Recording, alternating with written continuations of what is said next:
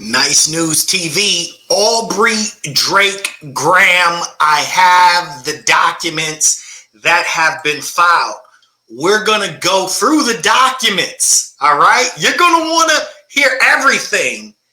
This is almost more exciting than the Diddy documents. I mean, it is, minus the baby oil. You want to stay tuned in. All right. We're going to go through this. And then we're also going to get Kai Cenat's reaction to him being sued by Drake as well. This is going to be one that you're going to enjoy. And I 100% guarantee you are going to be shocked by what you see in this document right here. All right. So as you may have heard, this was signed, filed a few days ago, 1/15/25. It's an 81-page document. We're going to go through a portion of this, and you're going to find it quite interesting. All right. Aubrey Drake Graham, plaintiff versus UMG Recordings. Plaintiff. Aubrey plaintiff Drake Graham, through his attorneys, brings this complaint against defendant UMG Recordings forward.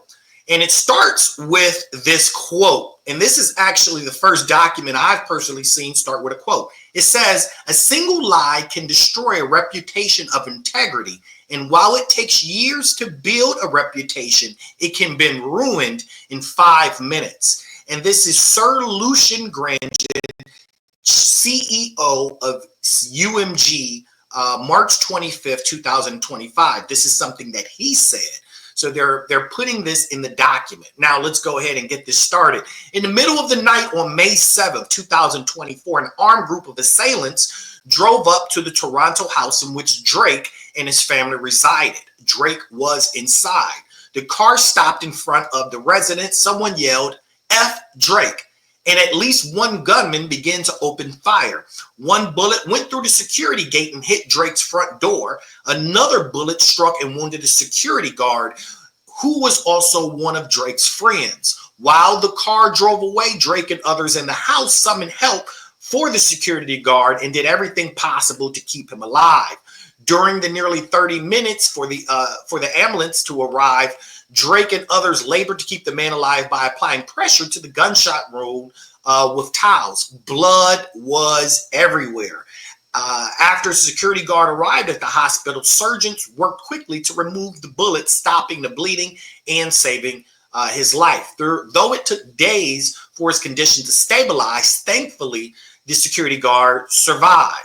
The very next day, May 8th, 2004, a different intruder used his bare hands to dig a hole under the security fence surrounding Drake's Toronto house. He managed to dig a hole big enough to squeeze under Drake's property. Fortunately, Drake's home security guards caught him before he was able to cause any physical harm. Although the trespasser managed to yell racist slurs and threats against Drake before being escorted off the property. May 9th, 2004, the very next day, another break-in attempt happened. In the 2 days leading up to May 2024, although Drake was consistently in the public's eye, nothing remotely like these events has ever happened to him or his family. But these events were not coincidental. They immediately followed and were proximately caused by UMG's actions leading up to May 4th, 2024.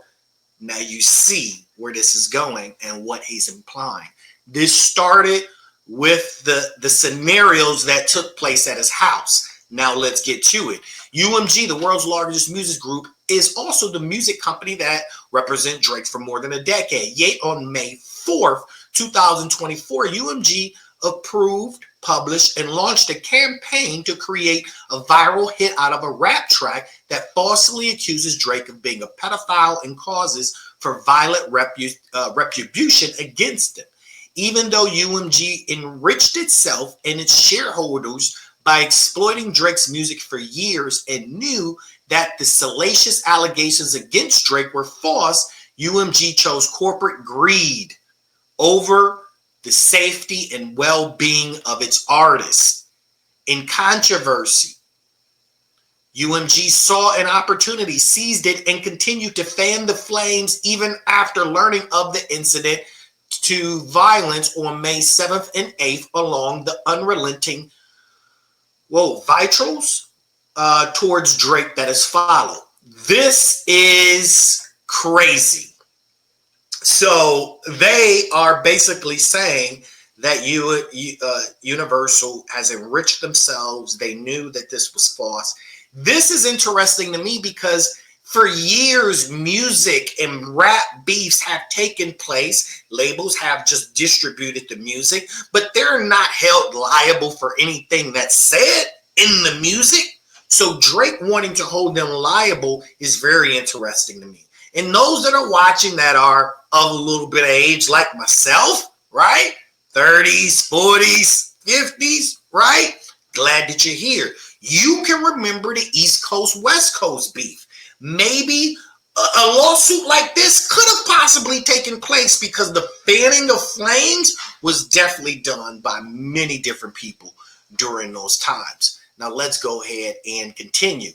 The song in question is Not Like Us, written and performed by Kendrick Lamar Duckworth, professionally known as Kendrick Lamar. The recording was intended to convey the specific, unmistakable, and false factual allegations that Drake is a criminal pedophile and to suggest that the public should resort to violent justice in response. The recording is defamatory because its lyrics, its album image, its music videos all advance the false and malicious narrative that Drake is a pedophile. The lyrics repeatedly accuse Drake of engaging in criminal acts. You see where this is going, right? Wow. Okay, let's slide down. There's more to this that I saw that I want to make sure that we cover in this bit. And I want to hear from you guys, is this something that artists themselves should be putting forth? Is this for the good of music? Is this for the good of freedom of expression? Right? Comment. I want to hear from you. This is definitely conversation worthy. Okay? And then he says here, this lawsuit is not about the artist who created Not Like Us. It is instead entirely about UMG, the music group that decided to publish, promote, exploit, monetize allegations that it understood were false but dangerous. Listen, I've listened to rap my entire life, from everything from pushing cocaine across the river to guns to how men have used women. All of this has been on record since the 80s. So this is groundbreaking, and I think that if it moves forward, it could possibly cause for a change in music. Why not? If this lawsuit was, let's say, $50 million, $100 million, we'll find out how much this is how much he's seeking in damages. But what would they do after that to ensure that this doesn't happen again? What parameters, what guidelines will be put in place? This could be definitely changing of the music industry. All right, let's check this out. Okay. All right, here we go. Okay, UMG's campaign went well beyond traditional music playbook. Indeed, UMG has unleashed every weapon in its arsenal, including information and belief, certain practices that they believe are unlawful. Hopefully I said that right. Okay, the page break there. In a memorandum to staff reflecting on highlights of 2024, the CIO remarked that it was harder than ever for artists to break through the noise. As for example, 60,000 songs are added to Spotify every day. UMG made sure that Not Like Us broke through the noise. This is funny to me because the way that I recall it, okay, Drake had multiple records out that were widely distributed, and he was asking for Kendrick to create a record. And then Kendrick, after a few weeks, started to create the 2 or 3 records that took off and ultimately smashed Drake and has him sitting in a corner crying like a little right now.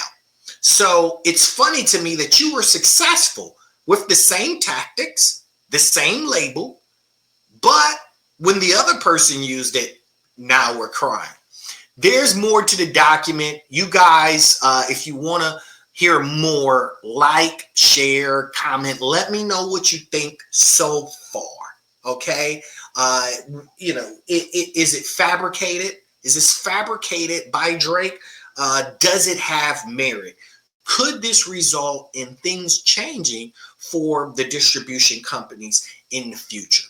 Now, we're going to go ahead and jump to the next reaction, which is from Kai Cenat when he found out he was going to be sued by Drake as well. So let's go ahead and jump into his reaction.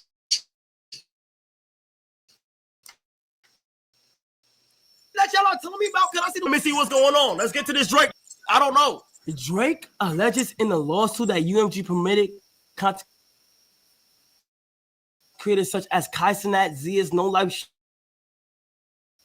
Jack, RDC Gaming, and Cartier family to monetize. Lack of enforcement enabled the spread of defamatory content while generating profits for both UMG and the creators, prioritizing revenue over Drake's safety. Wow. Streamer Kai Cenat posted a 20-minute video of his reaction to the recording on his YouTube channel, which has 11 points as of the date of this. Hello? Have you met them yet? The rest of this. This is this filing. The video has over 9. Wait, why am I in this shit? Wait, hold on. I gotta be. What the? I'm getting sued. Nigga, this thing I was told to stay on stream. Y'all niggas is cat, bruh.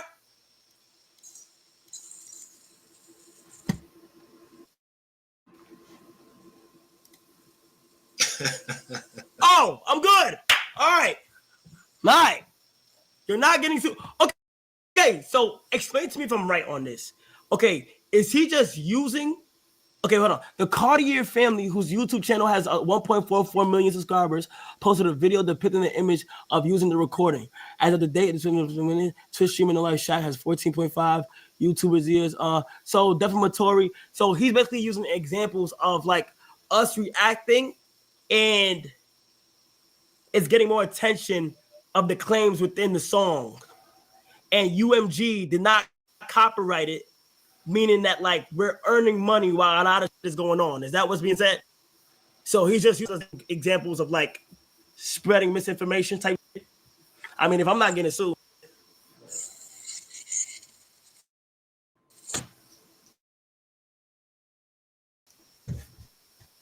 He's saying UMG slip use. Niggas ain't that weak. I ain't gonna lie. Yo, guys, not keep it 100. You know, and I appreciate his show. It's unfortunate he's wrapped up in this situation, especially now that these lawsuits are reaching out to podcasters and streamers who are just covering it live as it's happening. Now they're being wrapped into the lawsuit or mentioned as far as if they were on one side or the other, and they could have just been a fan or a fair listener of the music to have a fair commentary. I'm not gonna lie, chat. Both ways ain't crazy, gang. I ain't gonna lie, bro. I wasn't even complaining. All my shit's monetized. I'm gonna throw the whole stack. How much? I don't believe it. Hold on. Not Snap. Not like us. Goddamn. So is he guilty? All right. Kai Cenat obviously streamed during this. His video is top of the list, 9 million views. He played a major part in that, but he's an influencer. That's what influencers do, right? Now, do we sue influencers for doing what they do?